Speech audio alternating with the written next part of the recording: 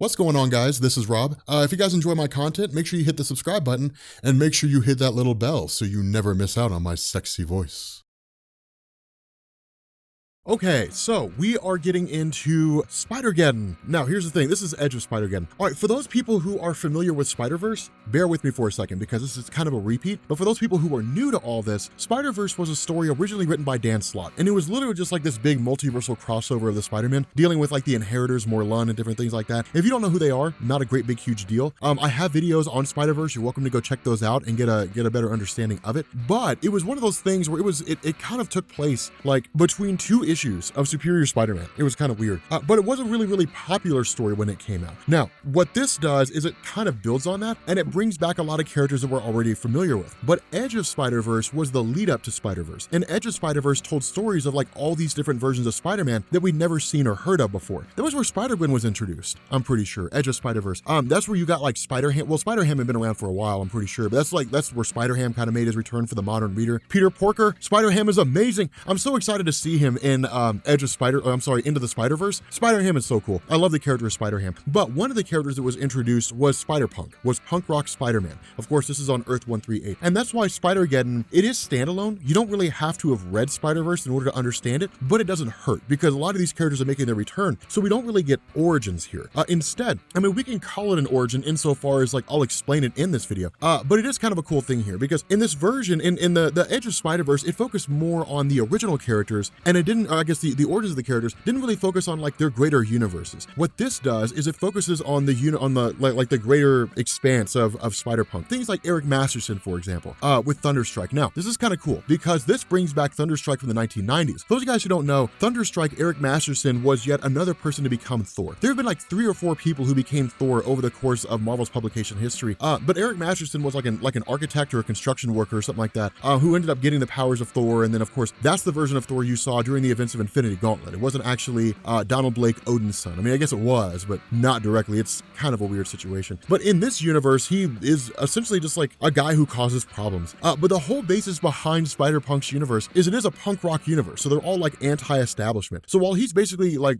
given the business to Thunderstrike, suddenly he's met by the arrival of like Kane the Conqueror from the future of this universe. And in the future of this universe, specifically in the year 2099, it kind of changes things and switches things around. And what I mean by that is in the year 2099 in the main Marvel universe, you have Alchemax that runs the show. Alchemax is basically like this really shoddy organization. They're kind of like Roxxon, but not as bad, I guess, if you could say such a thing. If you don't know what Roxxon Oil is, they're like the most corrupt company in the entirety of the Marvel universe. They have their hands on everything, but Alchemax was equally bad. And you had Miguel O'Hara, Spider-Man 2099, who fought against Alchemax, during that time. But with regards to this Spider-Punk universe, where Alchemax was kind of the antithesis to Spider-Man, which was like corporate greed and corruption and different things like that. In this universe, Kang Incorporated basically is the antithesis to Spider-Punk. It's like corporate, money making and marketing and all kinds of stuff.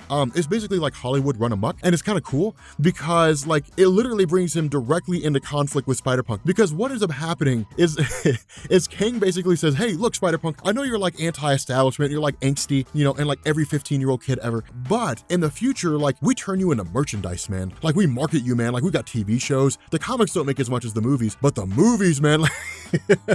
It's kind of this funny thing. And Spider-Punk is pissed because he's like, "I'm anti-establishment, man. I'm so misunderstood by the world. Like no one, you can't be like me, man. Like I'm outside of your system. Happy birthday to the ground." If you guys don't know what that means, then you guys are missing out on like one of the best things ever. Dude, I'm not part of your system. Oh God, SNL. How I miss you when you were good. Well, not as good as during the 90s with Will Ferrell, but still pretty good. Like still pretty decent. Anyway, so so nonetheless, it turns into kind of a cool fight because what ends up happening is like this future Kang summons like all these little mini spider guys that basically attack this version of Spider-Man. Actually, this is kind of an important thing too. This is not Peter Parker. This is Hobie Brown. So that's one thing to bear in mind here is it's not Peter Parker from a punk rock universe. Not only that, you also have like Captain Anarchy, which is kind of interesting. I guess it kind of makes sense. It's not really Captain America. It's Captain Anti. I guess Captain Anarchy sounds better than Captain Anti-Establishment. I guess it just rolls off the tongue better. I don't really know. But like you essentially end up having like these like the annihilation wave from the negative zone that pours into this universe. Now, this is when things get kind of interesting. Honestly, I'm a bit of a stickler when it comes to like continuity, even in like crazy what if stories and so on. And so when I saw this, I was like, yeah, but there's only like one negative zone. So like the annihilation wave should be the same across like all the universes. But at the end of the day, I kind of had to sit back and say, you know what, Rob, you can't take the story too seriously because it's not meant to be taken seriously. So just shut the hell up and enjoy the ride.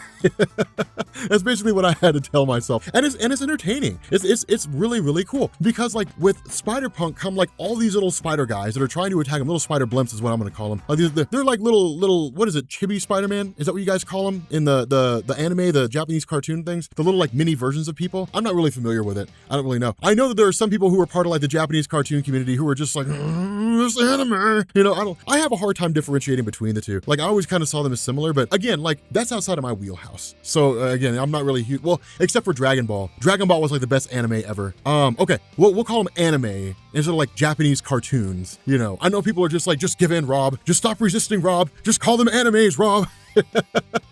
Dragon Ball was the best. So anyway, so I'm gonna get so much anger, so much vitriol. You know, I'm not even gonna read the comments for this video. Like I'm not even gonna read the comments. I'm just gonna ignore the comments of this video. I'm gonna get so much hate from the whole like anime community. Oh God, man. Like it's gonna be kind of bonkers. I don't know why I think that's funny. It is a little bit funny, but still, like, I don't know if you guys ever saw Filthy Frank's video on weeaboos, which apparently are people who think they're Japanese, think they're from Japan. It was kind of funny. He's like, weeaboos go to Japan and they'd be like, where's the subtitles?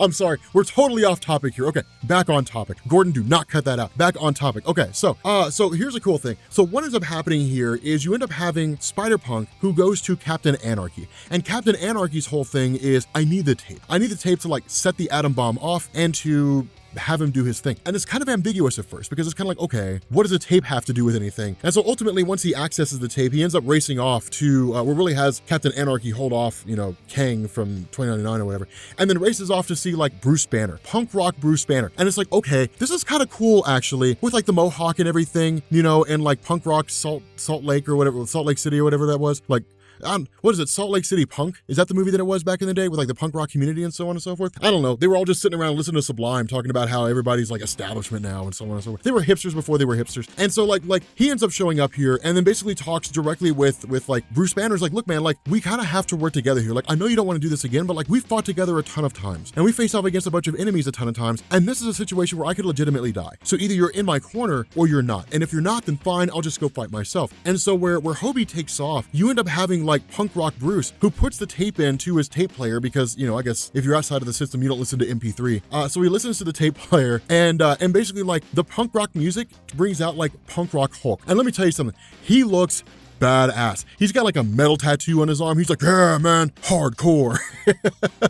I'll be honest, man, I want to see more of like punk Hulk. Like I don't even want to see an ongoing series, just like a mini series. Just give me like a mini series that like Punk Hulk Volume 1, and it's just like, give me the origin of his character. I want to read that story because like that seems so cool. I love the Incredible Hulk. Everybody loves the Incredible Hulk. And like the Incredible Hulk smashing people, like listening to like Sublime. I don't practice Santeria. I ain't got no crystal ball. And like while he's doing that, he's just like smashing stuff. You know, I had $1 million, but I spent it all. You know, just like tearing stuff up. It'd be pretty awesome. It'd be pretty beast. But yeah, like this was the kind of force that like Spider-Punk needed to take out Kang the Conqueror, because much like the main Marvel Universe Incredible Hulk, he's just like sheer unrivaled rage. And that stands to reason, right? Like the Incredible Hulk's one of those characters you don't really change. You can a little bit, but you have to introduce a new character to pull it off, like Red Hulk or like Red She-Hulk or She-Hulk herself or something along those lines. When it comes to like the tried and true standard Incredible Hulk, it's generally accepted super strength and, you know, super durability and like, you know, strength that increases with rage and like a healing factor and just like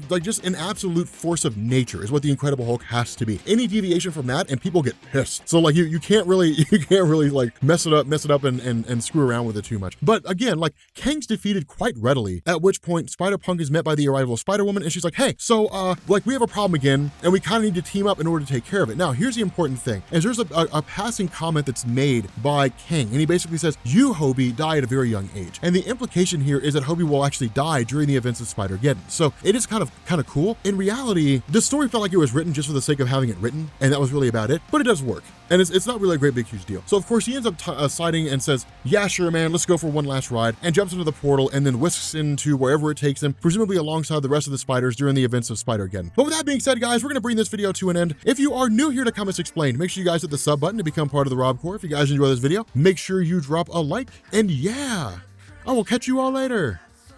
Peace.